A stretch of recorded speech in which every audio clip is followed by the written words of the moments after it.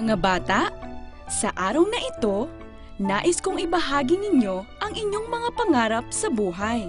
Nais ko po sanang makapasyal sa mga dalampasigan ng Sulu. Mapuputi raw po ang mga buhangin doon. Kaya lang, natatakot po ako na madukot ng mga bandidong naroon. Pangarap ko pong maging abogado. Subalit nangangamba ako na baka hindi ako magkaroon ng oportunidad na makapag-aral dahil mahirap lang po kami. Ang mga paaralan namin sa aming lugar ay mababa ang kalidad ng edukasyon. Nais ko po malaya makapagsuot ng aking hijab na hindi ako tititigan ng mga tao sa paligid ko na may panghusga na para isang terorista. Sa makatuwid, gusto nyo ba ang lahat ng mga natutunan ninyo sa inyong video conferences, pagtanggap, pagkakaunawaan at respeto sa bawat isa? Opo! Kung ganon, ang pinakamainam na paraan para makamtan natin yan ay maipagkaloob sa mga pangkat etniko ang kalayaan na mamuhay ayon sa kanilang tradisyon at kultura. Sa ganoong paraan, mararamdaman ng mga taong kabilang sa minority groups na sila ay ginagalang.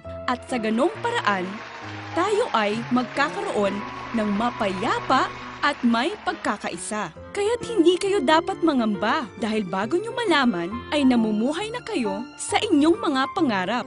Wow! Pwede pala yun? Masusolusyonan po ba nito ang problema sa Mindanao?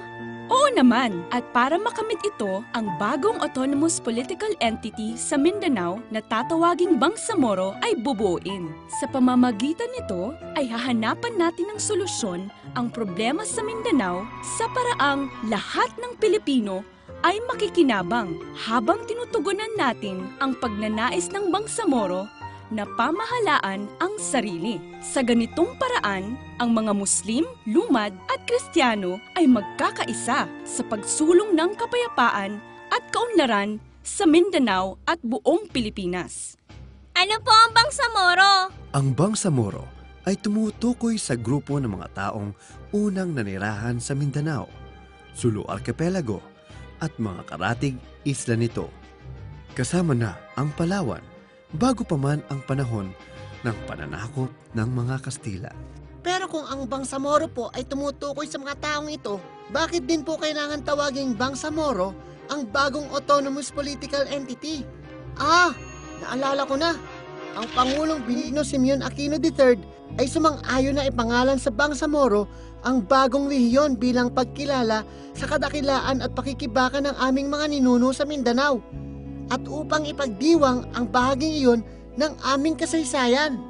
Ngayon ay may natutunan na kayo. Ang gobyerno ng Pilipinas at ang MILF ay nagkaroon ng kasunduan na tinatawag na Framework Agreement on Bangsamoro noong Oktubre 2012. Ang kasunduang ito ay siyang gagabay sa pagpapasakatuparan ng Bangsamoro bilang bagong rehiyon sa mga susunod na taon, sana sa 2016. At bakit po nila ginawa ito? Dahil pagod na sila sa marahas na pakikipaglaban. Sa higit na 40 taon, ano sa tingin niyo ang nagawa ng giyera sa ating bansa at sa Mindanao? 0. Wala po. Pagsasayang ng oras. Tama! Ano po ang mangyayari sa ARMM o Autonomous Region for Muslim Mindanao? Ang Bangsamoro ang siyang papalit sa ARM. Ang hangarin nito ay makatotohanang pamamahala, tapat at mabuting pamumuno at pangmatagalang kapayapaan at kaunlaran. Kung ang karamihan sa mga tao ay boboto upang mapabilang sa Bangsamoro, ang magiging sakop nito ay ang mga sumusunod. Ang mga probinsyang kabilang sa ARM tulad ng Basilan, Lanao del Sur, Maguindanao, Sulu at Tawi-Tawi at ang lungsod ng Marawi. Ang 6 na munisipyo sa Lanao del Norte, ang Balui, Munay, Pantar, Nunungan, Tagaloan at Tangkal na bumoto upang mapabilang sa ARM sa plebisito noong 2001. Ang 6 na barangay sa 6 na munisipyo ng North Cotabato, Cabacan, Carmen, Alyosan, Pigkawayan, Pikit at Midsayap na bumoto rin upang mapabilang sa ARM noong 2001 ang mga lungsod ng Cotabato at Isabela, Basilan, at ang mga karatig na lugar na sumasang-ayon na mapabilang sa Bangsamoro.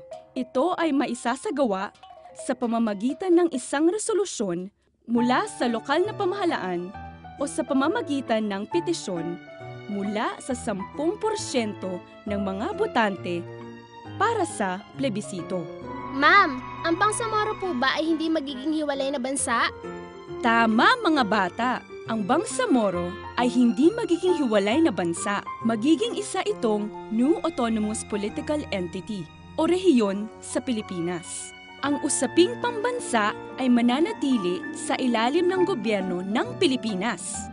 Lahat ng tao sa Bangsamoro ay mananatiling mga Pilipino. Boboto pa rin sila ng presidente ng Pilipinas. Mananatili pa rin iisa ang hukbong sandatahan ng Pilipinas na siyang magpoprotekta sa lahat ng Pilipino kasama na ang mga nakatira sa Bangsamoro. At ang Bangsamoro Basic Law ay aayon sa konstitusyon ng Pilipinas kung saan ang karapatan ng bawat isa ay igagalang.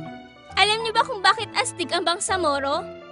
Dahil sa pamamagitan nito ay magkakaroon sila ng pagkakataong mas mapamahalaan ang kanilang mga sarili nang naayon sa kanilang kultura.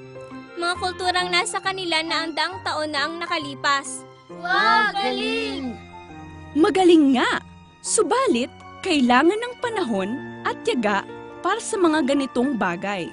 Gusto nyo bang makiisa sa pagbuo ng Bangsamoro?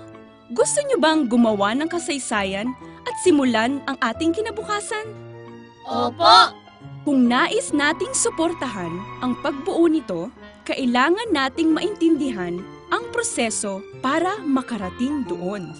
Mga bata, dadaan tayo sa 4 na pintuan sa ating paglalakbay patungo sa Bangsamoro. Ang magandang balita ay nakapasok na tayo sa unang pintuan ng ang Pangulong Benigno Aquino III at ang MILF ay lumagda sa kasunduang tinatawag na Framework Agreement on the Bangsamoro. Sa ikalawang pintuan naman, mga bata, ang Pangulo ng Pilipinas ay magtatalaga ng komite para sa pagbuo ng Bangsamoro o Transition Commission for Bangsamoro. Ang komiting ito ang aatasang sumulat ng Basic Law na naaayon sa ating konstitusyon. Ang Basic Law ang siyang magiging pamantayan ng pamamahala sa Bangsamoro. Ito rin ay dapat na naaayon sa pandaigdigang pamantayan ng pamumuno habang nasasalamin nito ang paraan ng pamumuhay ng mga Bangsamoro. Ang batas na ito ang siyang magiging basehan kung paano ang magiging relasyon ng Bangsamoro sa gobyerno ng Pilipinas. Halimbawa, ang power sharing at ang karapatan ng Bangsamoro sa pagpapaunlad ng kanyang lokal na ekonomiya tulad ng karapatan sa buwis at likas na yaman. Ang ikatlong pintuan, mga bata, ay ang Kongreso. Pagkatapos itong maisulat, ang ating mga kongresista ay boboto upang ipasa o hindi ang Bangsamoro Basic Law. 50% plus 1 ang kailangang boto mula sa Kongreso upang maipasa ang batas na ito. At dito, kayong mga kabataan ay maaaring makialam. Pero anong magagawa namin? Oo nga po, mga bata lang po kami. Pero, sino pong makikinig sa amin? Ang mga mambabatas ay makikinig sa inyo. Huwag ninyo yang kalimutan. Ang teknolohiya ay ang magpapalakas ng inyong mga boses. Kung ganon, dapat nating suportahan ang prosesong ito. Tama! Kailangan marinig ang ating boses bilang pagsuporta sa Bangsamoro. Pag ibinoto ng mga kongresista ang Batas Bangsamoro, ay saka tayo makakapasok sa ika-4 na pintuan, ang plebiscite. Ang ibig sabihin nito ay direktang boboto ang mga kasalukuyang naninirahan sa proposed areas ng Bangsamoro kung nais nilang maging kabilang sa rehiyon na ito. Kapag ang nakararami o 50% plus 1 person sa kwalipikadong botante ng mga lugar na ito ay boboto ng oo, para masali sa Bangsamoro ay mapasailalim sa Bangsamoro Basic Law. Sa wakas ay magkakaroon na ng Bangsamoro. Para makapasok tayo sa ika-4 na pintuan, kailangan nating magkaisa, maging maunawain at matiga. Kailangan rin nating maintindihan ang mahabang prosesong ito. Tayo ay umaasang makakarating sa ika-4 na pintuan sa taong 2016. Astig! Tayo mga kabataan ay may kapangyarihan para makagawa ng kasaysayan at masimulan ng kinabukasan. Tandaan mga bata, nasa unang pintuan pa lang tayo sa ating paglalakbay tungo sa Bangsamoro. Marami pa tayong kailangang gawin para sa ika-4 na pintuan na siyang magbibigay sa atin ng maunlad at mapayapang kinabukasan. Handa na ba kayong gumawa ng kasaysayan at magsimula ng kinabukasan? Opo! Ikaw, handa ka na ba?